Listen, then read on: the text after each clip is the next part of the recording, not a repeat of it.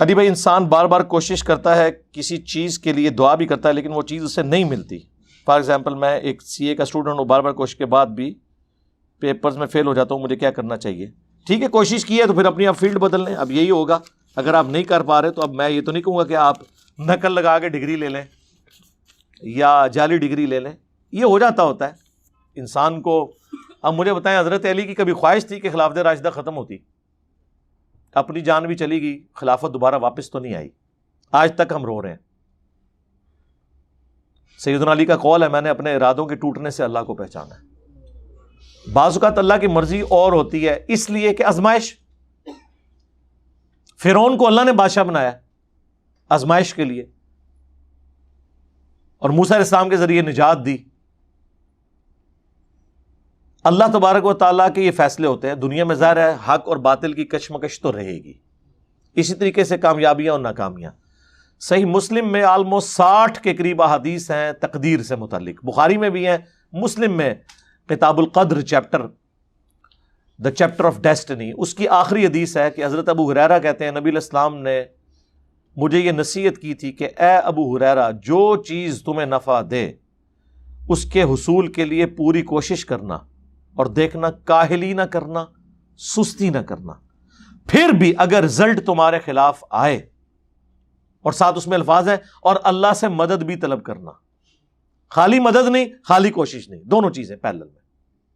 پھر بھی رزلٹ تمہارے خلاف آئے، تم ناکام ہو جاؤ، تو یہ نہ کہنا کہ اگر یہ کر لیتا یا اگر یہ ہو جاتا تو وہ ہو جاتا. اگر اور مگر شیطان کا دروازہ کھول دیتا ہے. یہ ہو سکتا ہے کہ انسان کے میں اپنی اسٹریٹجی کو ری وزٹ کرتا ہوں، بالکل وہ کرے، لیکن سب کچھ کرنے کے باوجود رزلٹ خلاف آیا تو اب پیڑا ڈال کے نہ بیٹھ جائے کہ یار یہ کیوں ہو گیا، ایسے تو نہیں ہونا چاہیے تھا.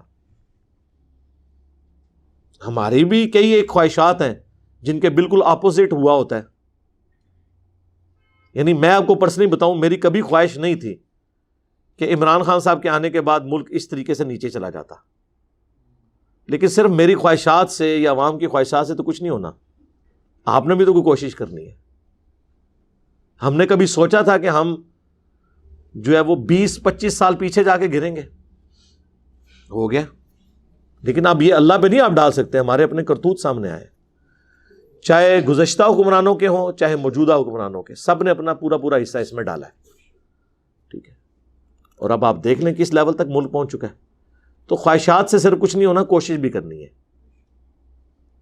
قرآن میں تو ہے لیس للانسان الا ما سعی، انسان کے لیے وہ ہے جس کی وہ کوشش کرتا ہے. آخرت میں بھی یہی ہے. ہاں، دنیا میں یہ ہو سکتا ہے کوشش کے باوجود کچھ نہ ملے، آخرت کا رول یہ ہے کہ کوشش کے باوجود بھی ملے گا. جس نے کوشش کر لی اس کو ملے گا. آخرت میں یہ نہیں ہے کہ انسان نے دنیا میں نیک مال کیے اور آخرت میں 0 سے ملٹیپلائی ہو جائے، الا یہ کہ اس نے ریاکاری کے لیے، دکھلاوے کے لیے نہ کیا، وہ علیحدہ بات ہے. وہ تو دنیا میں ہی آپ کو پتا ہے کہ کچھ نہیں ملنا اس میں سے. اس لیے اللہ تعالیٰ کہتا ہے نا میں اپنے وعدہ خلافی نہیں کروں گا. وہ کیوں آپ کو یقین دلاتا ہے کہ دنیا میں ایسے ہو جاتا ہے کہ لوگ کوشش کرتے ہیں پھر ناکام ہو جاتے ہیں. تو کسی کے ذہن میں یہ وام بھی آ سکتا تھا دنیا میں اللہ کے لیے زندگی گزاروں، اینڈ تک جا کے پھر میں بھی ابو جہل نہ لیوں وہاں سے. اللہ نے فرمایا نہیں، اس طرح نہیں ہوگا. ہم وعدہ خلافی نہیں کریں گے. قرآن میں یہ بھی آیا ہم عمل کرنے والوں کے عمل کو ضائع نہیں کریں گے. قرآن میں یہ بھی آیا کہ کیا ہم عمل کرنے والوں اور نہ کرنے والوں کو برابر کر دیں گے. یہ ہماری صفت عدل کے منافی ہے. آخرت میں میتھمیٹیکل فارمولہ ہے جی، سیدھا سیدھا. دنیا میں کوئی میتھمیٹکس کام نہیں آپ کے آتی. اس حوالے سے یہاں کوشش کے بعد آپ کو مل بھی سکتا ہے، نہیں بھی مل سکتا، کامیاب بھی ہو سکتے ہیں، ناکام بھی ہو سکتے ہیں. آخرت میں آپ کوشش جو کرے گا، دنیا میں پیغمبروں کا راستہ اختیار کرے گا، اطاعت کرے گا، وہ کامیاب ہوگا. یہ اللہ کا وعدہ ہے. آخرت میں تقدیر غالب نہیں ہونی کسی کے اوپر کہ دنیا میں تو بڑا اچھا تھا اور اللہ نے کہا نہیں تیری شکل ہی مجھے پسند نہیں ہے. نہ، آخرت جو ہے اگرچہ اللہ اس کا پابند نہیں ہے، لیکن اللہ کی صفت عدل اس چیز کی متقاضی ہے کہ آخرت کے معاملے میں اس نے عدل کرنا ہے. دنیا میں تو اس نے خود ہی کہہ دیا نا کہ میں تمہیں آزماؤں گا. وَلَنَبْلُوَنَّكُمْ بِشَيْءٍ مِّنَ الْخَوْفِ وَالْجُوعِ وَنَقْصٍ مِّنَ الْأَمْوَالِ وَالْأَنفُسِ وَالثَّمَرَاتِ. آخرت کے بارے میں یہ نہیں آیا کہ میں تمہیں آزماؤں گا. آخرت میں یہ ہے کہ جس نے دنیا میں اچھے کام کیے ہیں، آزمائش جو ہونی تھی دنیا میں ہو گئی. انبیاء کے ماننے والے، ان کے پیروکار جنت میں، انبیاء کے نافرمان جہنم میں. وہاں نہیں کسی پہ تقدیر غالب ہونی کہ نعوذ باللہ بالکل 180 ڈگری فارمولہ لگ جائے. دنیا میں ہو سکتا ہے کیونکہ دنیا میں وہ آزمائش ہوتی ہے. ہم اپنی طرف سے پوری کوشش کرتے ہیں.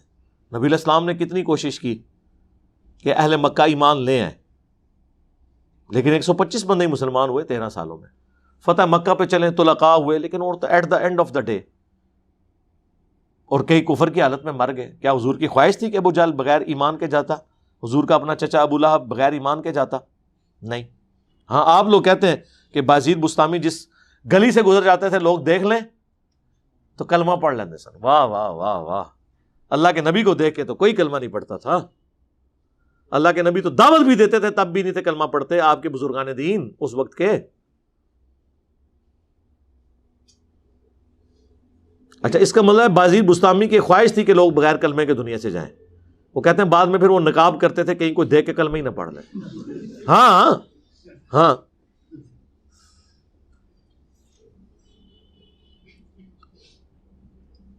ابو الحسن خرقانی کے بارے میں تذکرۃ الاولیاء میں نے لکھا, محمود غزنوی نے سومنات پہ جب حملے کیے ناکامی ہوتی تھی تو پھر اس نے ابو الحسن خرقانی کا کرتا جو ہے وہ جبہ وہ اس کو اٹھا کے دعا کی اور فتح ہو گئی.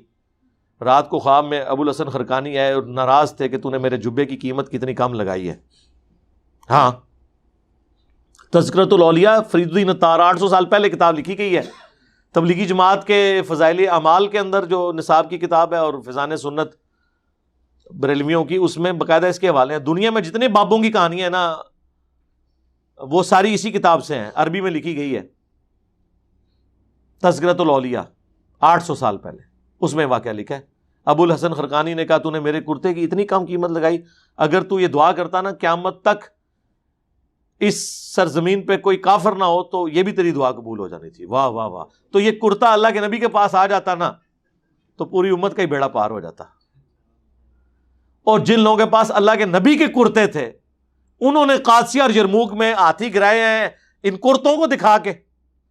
جی 8,500 مسلمان صحابہ اور تابعین شہید ہوئے ہیں ہاتھیوں والی جنگ میں قادسیہ کے اندر پرشین امپائر کے خلاف.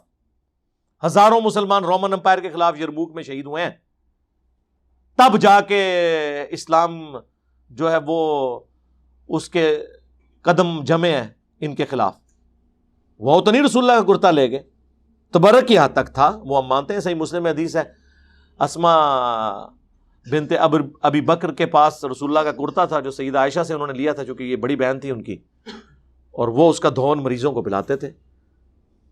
تو صحابہ کو تو نہیں تھا کہ چلو یہ ہم کرتا ہی لے جائیں وہاں پہ جنگ. بعد میں ابو الحسن خرقانی کے کرتے سے جب فتح ہونی ہے تو اس سے بھی ہو جائے گی. سٹوریاں کہانیاں ان کے تیرے کرتے کڈو نا, جس کا جو دل کرتا ہے وہ کہانیاں بناتا ہے. دنیا اللہ نے بقدر ایفرٹ رکھی ہے.